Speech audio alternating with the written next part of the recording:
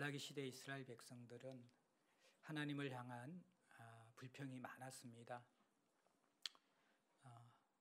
안정된 포로 생활이지만 안정되게 정착한 그곳을 버리고 하나님께로 돌아왔고, 또 힘든 가운데 성전을 건축했고, 또 어렵게 또 수많은 대적의 공격 속 반대 속에서도 성벽을 완공했는데, 그렇게 나아지는 현실의 다름들이었기 때문에 현실에 대한 실망과 언약을 행하지 않는 하나님에 대한 배신감으로 인하여서 불평이 가득했습니다.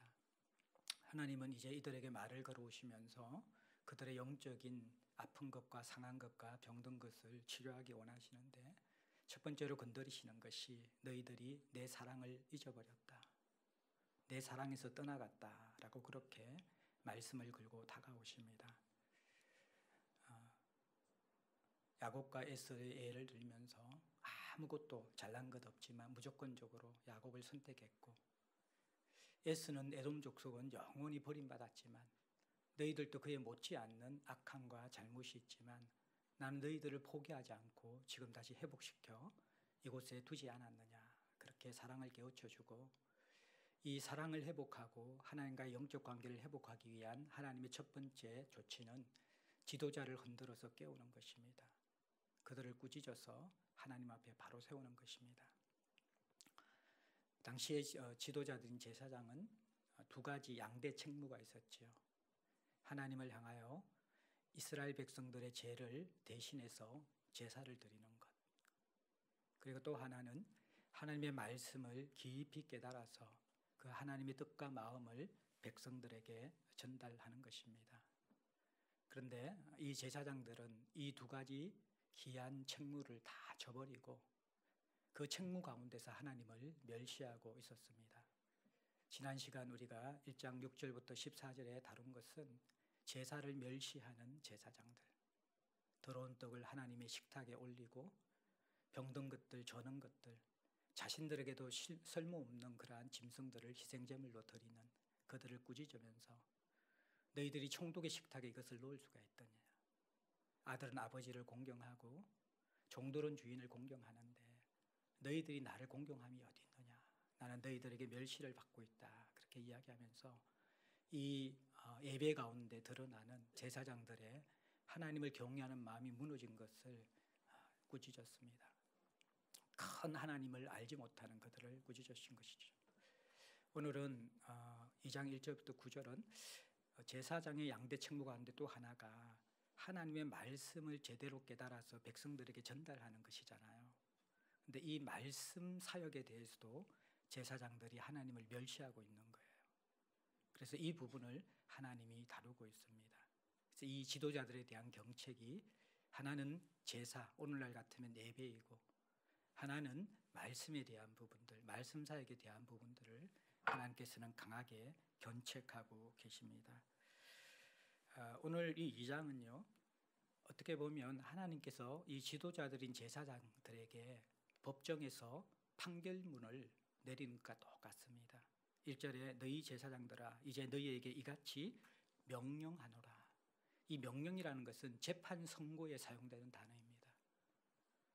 너희들에게 이제는 멸시를 받았고 너희들이 내게 돌아올 거란 가능성이 없는 것 같아서 너희를 심판할 수밖에 없다라고 하면서 이 재판 판결문을 낭독하는 것 같습니다. 그러면서 이제 말씀을 멸시하는 제사장들, 제사를 멸시했을 뿐만 아니라 말씀을 멸시하는 이 지도자들에게 그들의 이 멸시하는 모습을 드러내는데, 그것이 2절과 9절에 나와 있습니다. 2절에 보면 만군의 여호와가 이르노라 너희가 만일 듣지 아니하며 마음에 두지 아니하며 내 이름을 영화롭게 하지 아니하면, 그리고 쭉 뒤편에 보면 이는 너희가 그것을 마음에 두지 아니하였음이라. 자, 말씀을 듣고 말씀을 마음에 두지 아니하고 하나님을 영화롭게 하지 아니하면 저주를 내리는데, 이미 너희들이 듣지 않고 마음에 두지 않은 것을 내가 알고 있다, 그렇게 말씀 사역에서 무너진 이들의 모습을 보여주는 것이죠. 여러분들, 말씀을 듣지 않고 마음에 두지 않는 것, 우리가 레미야에서도 다루었지만 말씀을 밝히 깨달아서 그것을 묵상하고 순종하고 싶은 그 마음이 없는 삶은 그래도 되는, 또 용인될 수 있는 삶이기보다도 하나님 보시기에 나를 멸시하는 삶이다. 너희들이 더러운 떡을 드리고 병든 짐승을 드린 것 못지않게 이것은 나를 모독하는 그러한 모습이다라고 하나님이 말씀하시는 것이죠. 왜 그럴까요? 저도 가끔씩 상담하다가 실수할 때가 있는 것 같아요. 제가 청년들을 상담하거나 지금도 아픈 사람들, 또 힘든 사람들 상담할 때는 깊이 공감하려고 노력하고, 그러면 그들의 마음을 열고 울면서 또 많이 치유받고 회복되는 그러한 관계들도 가지는데, 때로는 사역이 너무 분주하고 어떤 문제에 대해서 여러 가지 이렇게 디베이트를 하게 될 때는 생각이 많아지는데, 그게 또 이제 요즘 제가 스마트워치를 차고 있는데 여기에 가끔 문자하고 이런 것들이 막 날라오거든요. 근데 이게 잘못 이렇게 오해되어지면 이 목사님이 막 자꾸 시계를 보는 거 보니까 나하고 이야기하기 싫은구나, 이런 이제 오해를 줄 수도 있는 것 같아요. 제가 그걸 보면서 사람이 자신의 말을 경청하지 않는 것이 굉장히 무시당하는 느낌을 받잖아요. 인격적인 수치심을 느끼고 거절당함을 느끼잖아요. 그러니까 고의가 아니더라도 우리가 그러한 태도를 다른 사람에게 보일 수 있는데, 그때 사람들을 얼마나 상처받게 하는 것입니까? 그런데 하나님이 우리에게 말을 걸어오시고, 예배에서 하나님이 말씀을 하시고, 일상에서 경건의 시간 속에서 하나님께서 말을 걸어오시는데 우리는 그 부분에 대해서 귀담아 들으려는 마음이 없다라는 것이죠. 이것이 소리로서 들리는 것, 그것이 없다라는 그 말이 아니라 예배 때 말씀이 전거되어지고 우리의 일상 가운데서 하나님께서 성경을 통해서 말을 걸어오시는데 내가 그것을 깨달으려는 마음도 없고 그것을 내 마음속에 깊이 간직해서 살고 싶은 열정도 없는 것이죠. 어떻게 보면 그것은 하나님의 인격, 말씀 자체가 하나님이시잖아요. 하나님 자신의 인격을 무시하는 것이고 충분히 모독하는 것이 될 수 있다라는 것이죠. 그것이 우리가 실수로 또는 알지 못하고 한두 번 하는 것이 아니라 신앙생활을 하면서 거의 습관적으로 말씀 자체에 대한 경외감들을 잃어버리고 하나님의 말씀을 귀담아 듣지 아니하고 마음에 두지 아니하는 것이죠.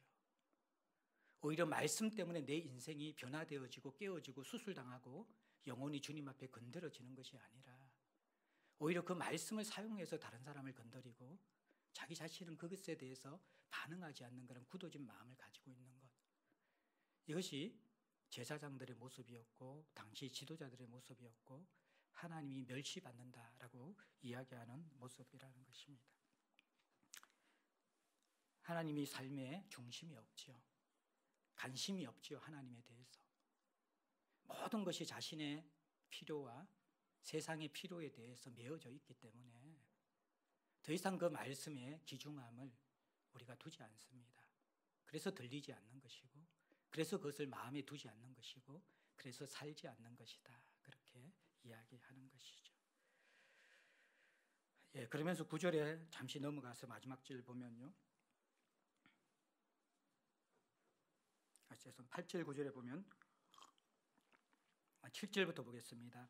본래 제사장의 입술은 지식을 지켜야 되는 것이고 항상 하나님의 말씀이 그 속에 담겨져 있어가지고 정말 그 말씀이 체득화되어져 있어서 항상 그 말씀이 사람들에게 나와야 되는 그런 것인데, 또 백성들은 그의 입에서 율법을 구해야 하는 만군의 여호와의 사자의 직분을 감당해야 되는데 8절에 보면 너희는 옳은 길에서 떠나 많은 사람을 율법에 거스르게 하는도다. 그리고 그래서 레위의 언약을 깨뜨렸다 이야기하고 9절에 보면 내 길을 지키지 아니하고 율법을 행할 때 사람에게 치우치게 하였다, 그렇게 이야기하고 있습니다. 옳은 길에서 떠났다라는 것은 삶의 본이 없고 덕이 없다라는 것입니다. 그러니까 말씀은 이야기를 하는데 그 말씀과 합치되지 않는 삶이죠. 그러니까 그것이 덕이 되지 않고 본이 되지 않습니다. 사실 여러분들 이 교회의 지도자는 부흥회나 사경회 강사하고 다르죠. 그 사람들은 좋은 말씀 몇 가지를 가지고 돌아가면서 설교를 하기 때문에 그 사람의 삶과 인격을 모르기 때문에 그 말씀 자체만 제대로 전해지면 은혜를 받을 수가 있습니다. 그러나 교회에서 목회하는 목사들이나 교회에서 성도들을 섬기는 그러한 섬김이들, 지도자들은요, 이게 내 입에서 나오는 말을 듣는 것이 아니라 이 사람이 옳은 길을 따르고 있는가, 그것을 주목하는 것이죠. 물론 모든 사람이 100%다 하나님 앞에 순종할 수는 없습니다. 그런데 시간이 갈수록 자라가고 있는가, 하나님을 경외하고 있는가, 더 겸손해지고 있는가, 이 부분들을 어쩔 수 없이 보게 되는 것이죠. 그러면서 오늘날 한국교회 성도들은 많이 참아주는 것이죠. 목회자들을 참아주고 기다려주고 있는데 이 목회자들이 하나님에 대한 경외감 없이 사역할 때가 참 많이 있습니다. 지난 본문에 본 것처럼 주의 일을 번거롭게 생각하는 그런 마음을 가진 사람들이 많이 있는 것이죠. 이거는 목회자들뿐만 아니라 교회에 앞서서 일하는 일꾼들도 마찬가지입니다. 내가 여호와의 일을 번거롭게 생각하고 내 삶이 시간이 지나면 지날수록 말씀과 점점 괴리감이 느껴진다라고 생각하면 정말 이것이 위험해지는 영적 상태에 있는 것입니다. 결국 자신만 무너질 뿐만 아니라 어떻게 합니까? 많은 사람을 실족시키는, 율법을 거스르게 하는, 이 실족시키는 역할을 지도자들이 한다라는 것이죠. 여호와의 사자는 이스라엘 백성들을 하나님 앞에 인도하는 역할을 해야 되는데 오히려 사람들이 실족해서 하나님을 떠나도록 하는 그러한 역할들을 오늘날 지도자들이 많이 하고 있고, 말라기 시대 제사장들도 사실은 그런 모습이었다, 그렇게 고발하고 있고요. 9절에 사람에게 치우치겠다, 이 말은 뭐냐 그러면요, 재판할 때 사람을 외모로 판단했다라는 거예요. 당시에는 이 제사장들이 제사의 기능과 말씀을 선포하는 기능뿐만 아니라 또 사람들의 억울한 것들을 재판하는 기능들도 하고 있었거든요. 그 재판을 할 때 어떻게 합니까? 돈이 있는 사람, 자신에게 선한 영향력을 줄 수 있는 사람, 외모로 취하고 편파적으로 재판하면서 불의를 보였다, 그렇게 우리가 알 수 있는 것이죠. 뿐만 아니라 또 이 하나의 또 의미는 치우쳤다라는 것은 뭐냐 그러면 말씀을 있는 그대로 선포하지 않는다라는 것입니다. 제사장들에게 유리한 말씀, 자기 자신이 전하고 싶은 말씀만 전하고 자기가 들어야 될 말씀, 백성들이 힘들어하는 그런 말씀들, 하나님이 원하시는 말씀들, 거기에 대해서는 전하지 않았다는 것입니다. 치사 선택에서 치우쳐서 재판하고, 치사 선택에서 치우쳐서 내게 유리하고 사람들에게 듣기 좋은 이야기, 그 이야기만 하는 것이 당시 제사장들의 모습이었다. 자, 이러한 제사장들의 말씀 사역이 하나님 앞에서 심각하게 무너져서 멸시하고 있으니까 제사장들이 어떤 처벌을 받게 됩니까? 다시 우리가 2절로 올라가면요, 2절 중반절에 보면 이름을 영화롭게 하지 아니하면 내가 너희에게 저주를 내려 너희의 복을 저주하리라. 참 이게 중요한 단어인데요, 지도자의 자리는 하나님이 복을 주시는 자리입니다. 왜입니까?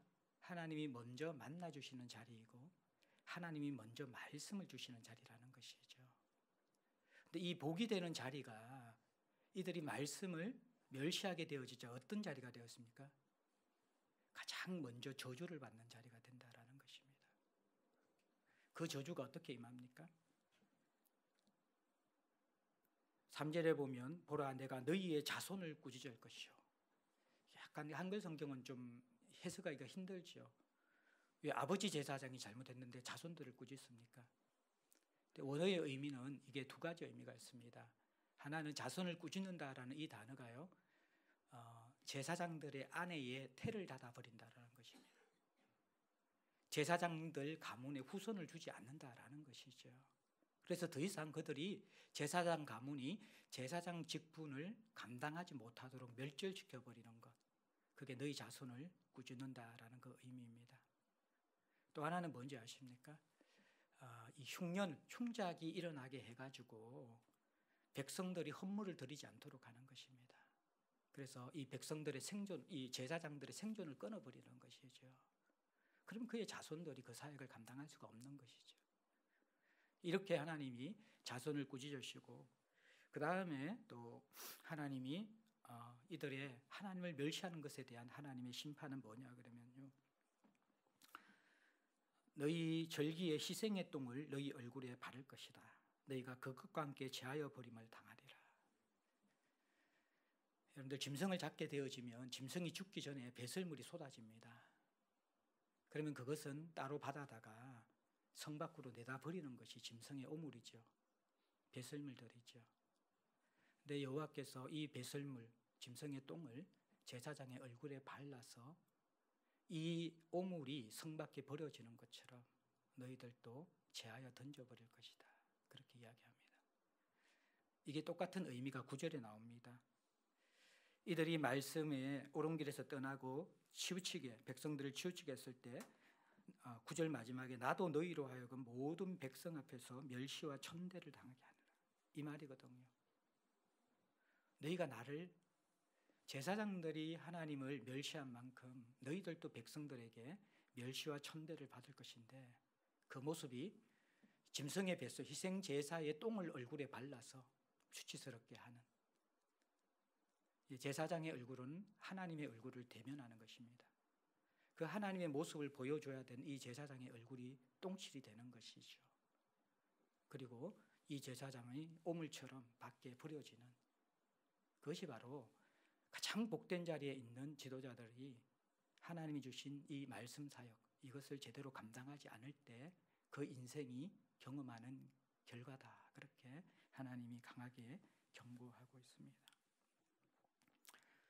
여러분들에게 희생의 똥이 발라져서 버림당하는 것 이것이 버림당하기 전에 이미 이 의미 속에 있는 것은 말씀을 떠난 지도자 말씀을 떠난 모든 성도의 삶은 오물과 같은 삶을 살 수밖에 없다라는 것 그것을 우리에게 가르쳐 주는 것이기도 합니다.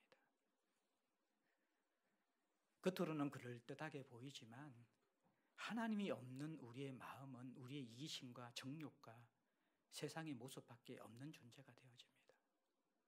아무리 겉으로 잘 포장하고 그럴듯하게 공동체를 섬기고 자기 자신을 드러내더라도요. 하나님이 그 속에 없기 때문에 시간이 가면 갈수록 그 사람은 악취를 풍깁니다. 사람들의 얼굴을 돌리게 만드는 사람이 되어집니다. 제가 대학생 때 일기장에 적어 놓았던 옛날의 기억이 나요. 하나님의 첫사랑을 경험했는데 그때는 큐티가 뭔지도 모르고 하나님과 동행하는 삶이 뭔지도 모르면서 그때 제가 굉장히 철학과 에세이 책들을 많이 읽었거든요. 삶에 대한 고민을 하고 인생을 깊이 들여다보는데 그게 일기장에 내 인생이 점점 쓰레기 더미가 되는 것 같다. 오물이 되는 것 같다. 그런 고백을 제가 해놓았더라고요. 우리가 하나님을 떠나게 되어지면요. 하나님의 임재가 없어지게 되어지면요. 정말 깊이 우리가 그 안에 들여다보면요. 정말 이 세상의 더러운 것들과 정욕들과 자기중심성이 뒤범벅이 되어져 있는 것. 만물보다 심히 부패하고 거짓된 그 상태가 바로 우리의 상태가 된다라는 것 우리는 부인할 수 없는 것이죠. 우리가 오물로 버려지기 전에 말씀이 떠난 삶은 점점 오물처럼 바뀐다라는 것들 우리는 기억해야만 할 것입니다. 제가 말라기 처음 서두에 말씀드렸죠. 여호와의 경고다, 짐이다, 부담이다. 그런데 이 말라기 속에 이 경고와 부담 속에 하나님의 깊은 부르시는 회복의 손길이 있습니다. 마지막으로 우리가 살펴볼 것은 이렇게 이미 판결문까지 낭독하고 얼굴에 똥칠을 하면서 버려버리겠다라는 그런 하나님의 강력한 이들을 향한 재판의 말, 심판의 말을 쏟아내시는데도 이 본문 속에서는 이 타락한 제사장들을 포기하지 못하시는 다시 이들을 회복하기를 원하시면서 기대를 끊지 않는 하나님의 얼굴이 담겨져 있습니다. 어디서부터 출발한지 아십니까? 2절 보세요. 참 이상한 말이에요. 만군의 여호와가 이르노라 너희가 만일 듣지 아니하며 마음에 두지 아니하며 내 이름을 영화롭게 하지 아니하면 저주를 내리겠다. 그런데 마지막에 이는 너희가 그것을 마음에 두지 아니하였습니다. 내가 이미 저주했다. 왜냐 그러면 너희들이 마음에 그것을 두지 아니했다. 그러면서 판결문 처음에는 뭡니까? 만일 너희들가 듣지 아니하며 마음에 두지 아니하며, 무슨 말입니까? 이미 듣지 않고 마음에 두지 않았는데도 하나님은 마치 아직 이것이 이들에게 완전히 실현이 되지 않는 것처럼 내 마음 깊은 곳에서는 지금이라도 너희들이 만일 이것을 듣고 마음에 새기고 하나님을 경외하는 모습을 회복한다면 이 저주를 내리고 싶지 않다라는 그 마음이, 이 요동하는 마음, 문장적으로 문맥적으로 맞지 않잖아요. 이미 마음에 두지 않았고 저주했는데 왜 만일이라는 단어를 씁니까?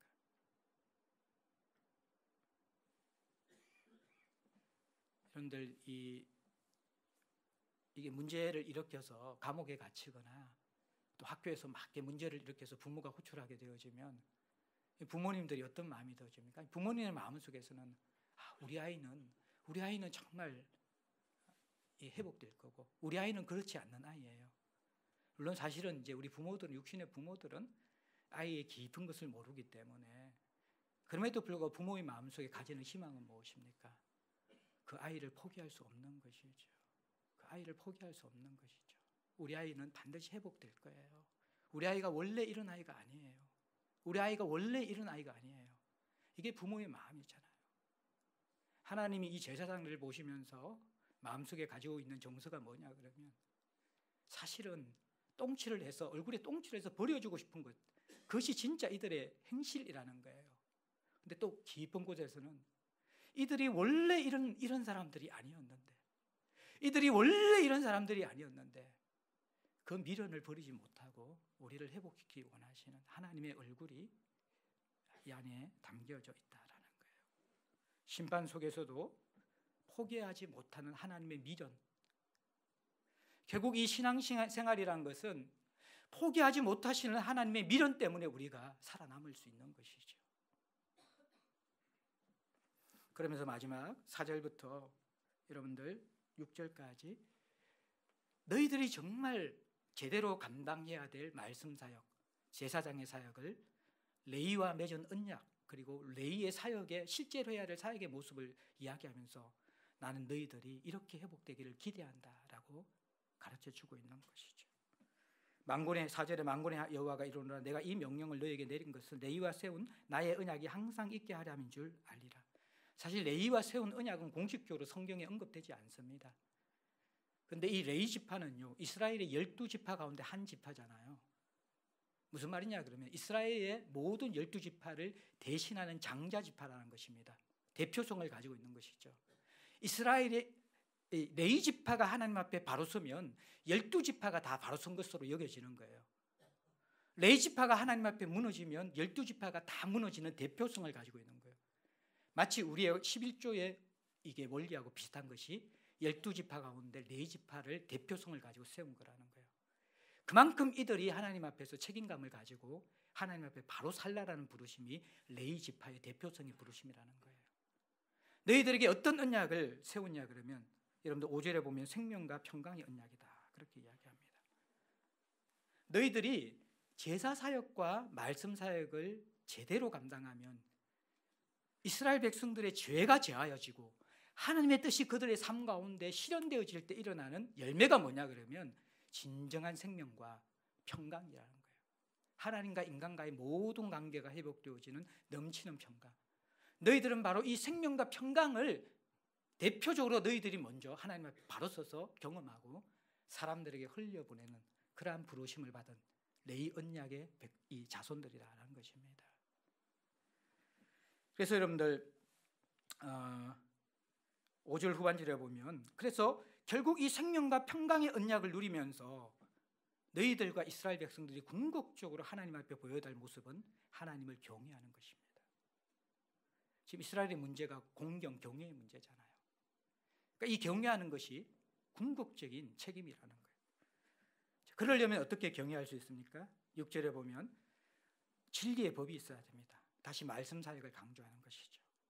그 입술에는 불의함이 없어야 됩니다. 재판을 또 말씀을 전가하는 것을 치우치지 말아야 되는 것이죠. 그리고 화평함과 정직함. 화평함은 하나님과의 관계에 불편함이 없는 정말 죄가 제거되어진 그 관계입니다. 정직함은 나누어지지 않는 충성심을 가지고 하나님만을 향하여서 나아가는 일편단심을 의미하는 것입니다. 그것으로 나와 동행해야 하는 것이다. 그리고 가장 중요한 것은 많은 사람을 돌이켜 죄악에서 떠나게 하는 것.